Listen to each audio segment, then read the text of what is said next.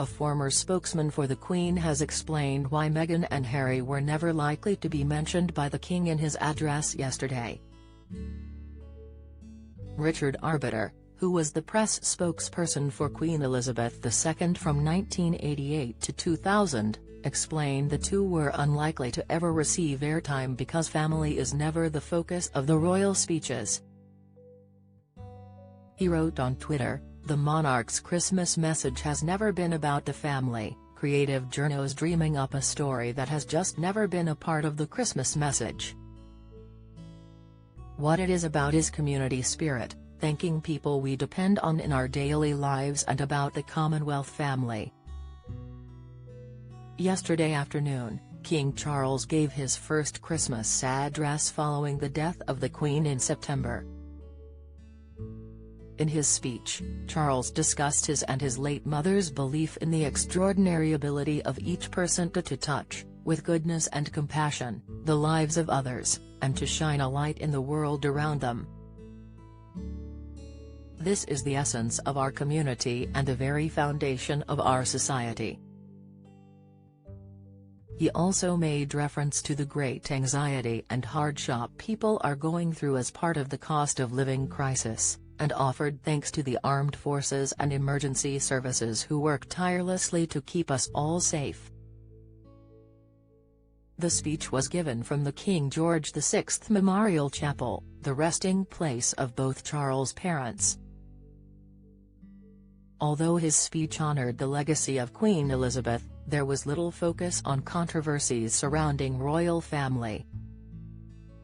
Meghan and Harry's Netflix show backfires as US turns on couple, Insight. Before the speech, many wondered whether the monarch would mention the topic while a lot of royal experts suggested it was obvious Charles would abstain from the topic. And afterwards, some newspapers suggested that the monarch deliberately avoided reference to Meghan and Harry as part of an attempt to send them a message. But Mr. Arbiter's comments stand firmly against this assertion. Host of podcast Palace Confidential, Jo Elvin, similarly predicted that King Charles was unlikely to mention the controversy. She said, "I wouldn't be surprised if the King has very quickly started clinging to a new mantra. What would Queen Elizabeth II do?" She told The Independent, on the matter of how to handle this incendiary docuseries, "Publicly he'll want to avoid any comment or action that keeps this soap opera being discussed and getting more tawdry by the hour. Privately, however, he may need to overcome his reported desire to evade conflict and get everyone talking."